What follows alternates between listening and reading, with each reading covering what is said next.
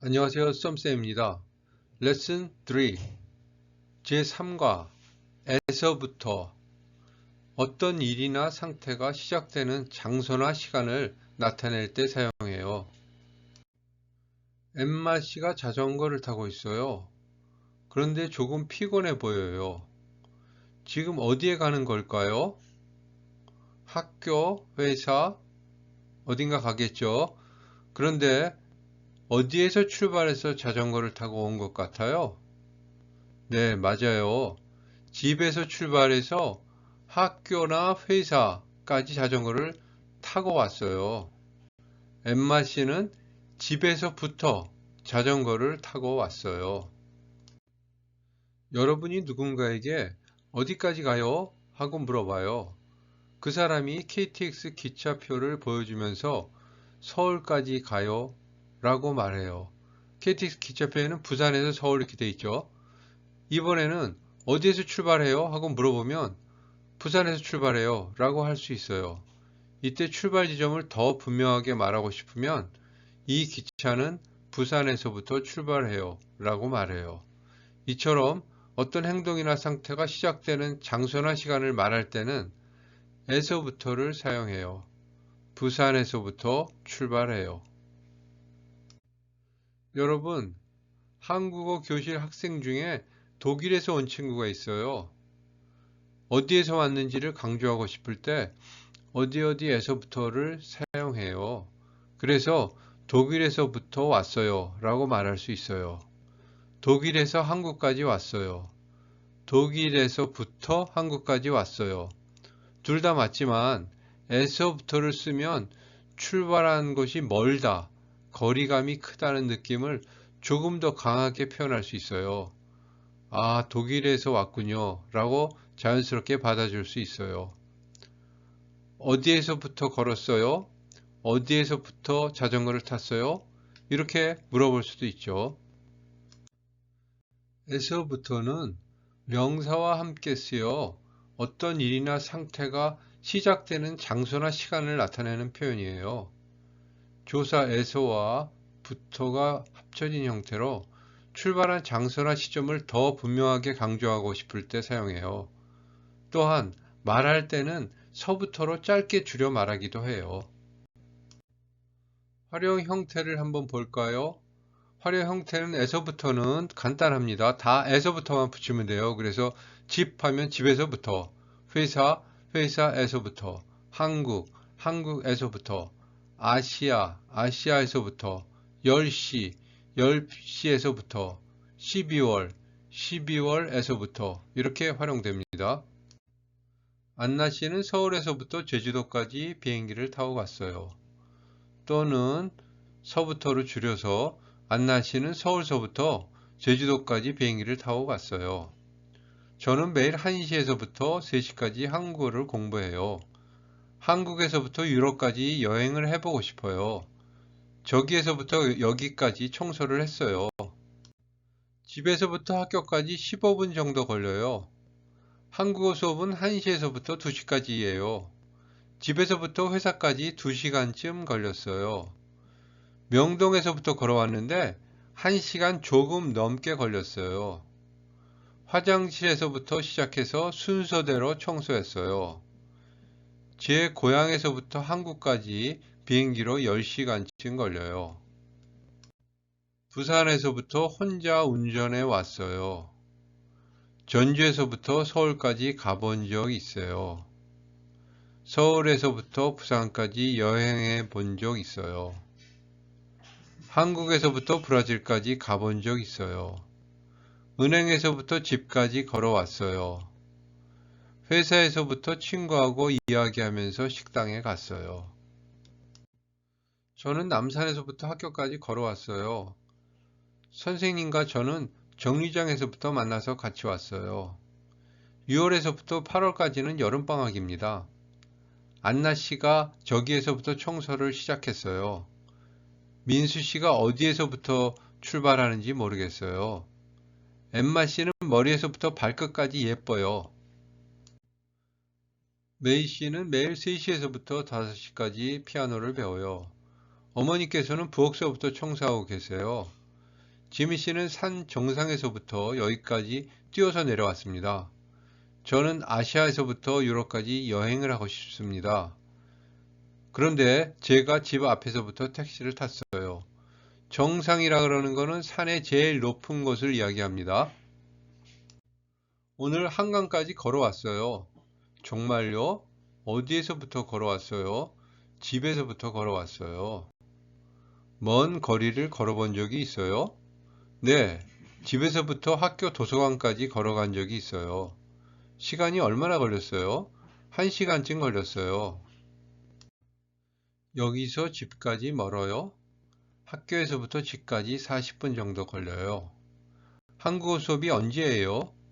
4시에서부터 5시 30분까지예요. 이 기차는 어디에서 왔어요? 부산에서부터 왔어요. 한국어 수업 시간이 언제예요? 수업 시간은 9시에서부터 1시까지예요. 이 기차는 어디에서 출발해요?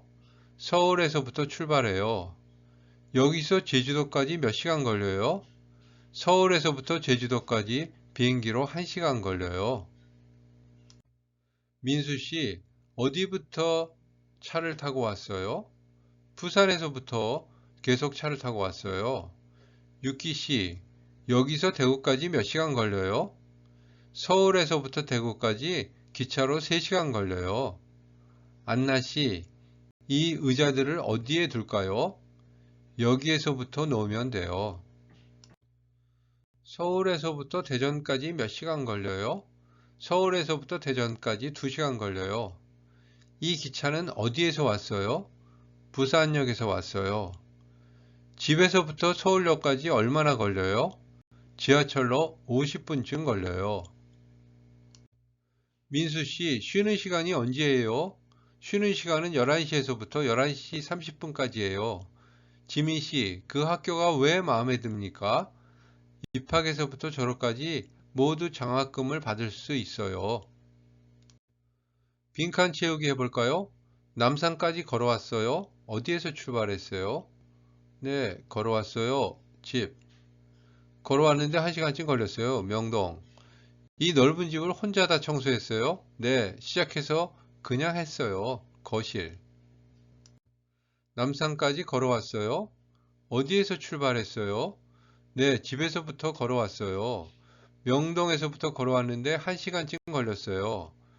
이 넓은 집을 혼자 다 청소했어요? 네, 거실에서부터 시작해서 그냥 했어요. 안나 씨, 고향에서 한국까지 멀어요? 네, 한국까지 10시간쯤 걸려요. 고향.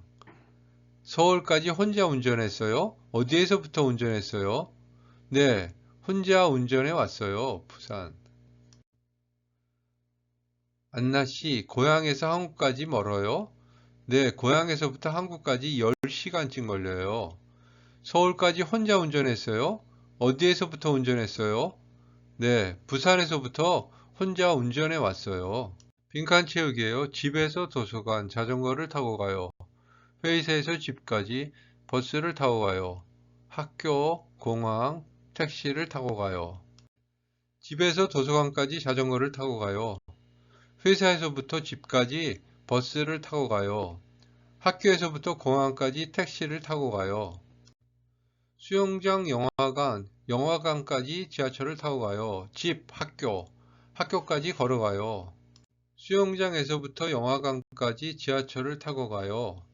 집에서부터 학교까지 걸어가요. 베이징 한국 2시간 비행기로 걸려요. 뉴욕 한국 14시간 비행기로 걸려요. 방콕 한국 6시간 비행기로 걸려요. 베이징에서부터 한국까지 비행기로 2시간쯤 걸려요. 뉴욕에서부터 한국까지 비행기로 14시간쯤 걸려요. 방콕에서부터 한국까지 비행기로 6시간쯤 걸려요. 도쿄 한국 2시간 30분 비행기로 걸려요. 파리 한국 13시간 비행기로 걸려요. 도쿄에서부터 한국까지 비행기로 2시간 30분쯤 걸려요. 런던에서부터 한국까지 비행기로 14시간쯤 걸려요. 휴대폰을 잃어버렸어요. 지문 같이 읽어봐요. 저기요, 휴대폰을 잃어버린 것 같아서요. 그런가요? 언제 잃어버리신 것 같으세요? 학교에 도착해서 보니까 없더라고요. 그래서 바로 여기로 왔어요. 혹시 어디에서 잃어버리신 건지 기억나세요? 정확히는 잘 모르겠어요. 그런데 집 앞에서부터 버스를 타고 왔어요. 알겠습니다. 그럼 잠시만 기다리세요. 제가 확인해 보겠습니다. 네, 제가 확인해 보겠습니다. 그랬는데 경찰은 지금 뭘 확인해 볼까요?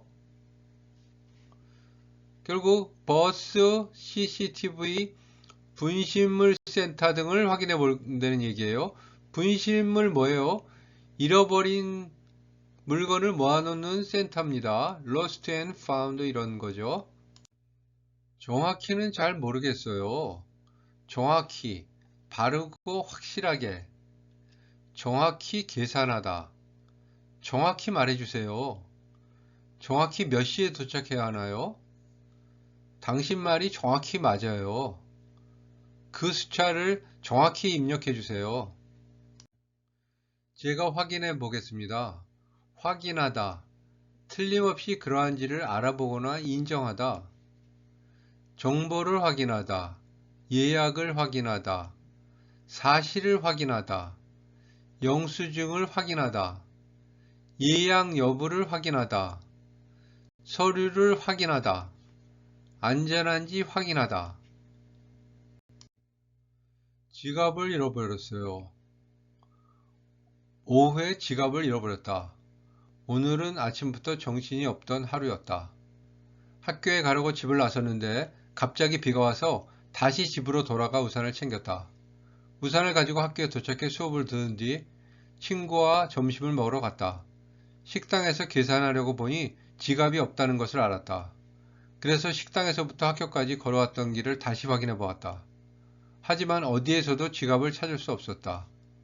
혹시 카페에 두고 왔나 싶어서 카페로 가봤지만 거기에도 없었다. 오늘은 정말 지치고 속상한 하루였다. 오늘은 아침부터 정신이 없던 하루였다. 정신이 없다. 너무 바쁘고 여유가 없는 상태. 할 일이 많거나 상황이 복잡해서 마음의 여유가 없고 매우 바쁜 상태를 말해요. 그래서 집중하기 어렵고 정신적으로 혼란스러울 때 자주 사용하는 표현이에요. 시험 준비 때문에 요즘 너무 정신이 없어요. 오늘은 정말 지치고 속상한 하루였다. 속상하다. 일이 뜻대로 되지 않아 마음이 편하지 않고 괴롭다. 단순히 슬프다는 감정보다는 마음이나 속이 상했다는 어감이 강해요. 기대했던 일이나 상황이 뜻대로 되지 않아 마음이 불편하고 안타까운 감정을 표현할 때 사용돼요. 속상한 마음, 속상한 감정, 속상한 일, 속상한 사건, 매우 속상하다. 우산을 잃어버린 적이 있어요? 저는 우산을 잃어버린 적이 있습니다. 그날은 친구를 만나기로 한 날이었어요. 회사 앞에서부터 지하철역까지 걸어갔어요. 친구를 만나러 지하철역에 갔다가 집에 돌아가는 길에 우산이 없어진 것을 알았습니다. 물건을 잃어버린 적이 있어요? 사실 저는 이런 경험이 처음은 아니었습니다. 우산을 찾으려고 그 길을 다시 확인해 보았습니다. 하지만 아무리 찾아도 우산을 찾을 수 없었습니다. 그래서 지하철역 안내센터에 가서 문의도 해봤지만 거기에서도 찾을 수 없었습니다. 비까지 내려서 지하철역에서부터 집까지 우산 없이 돌아와야 했습니다.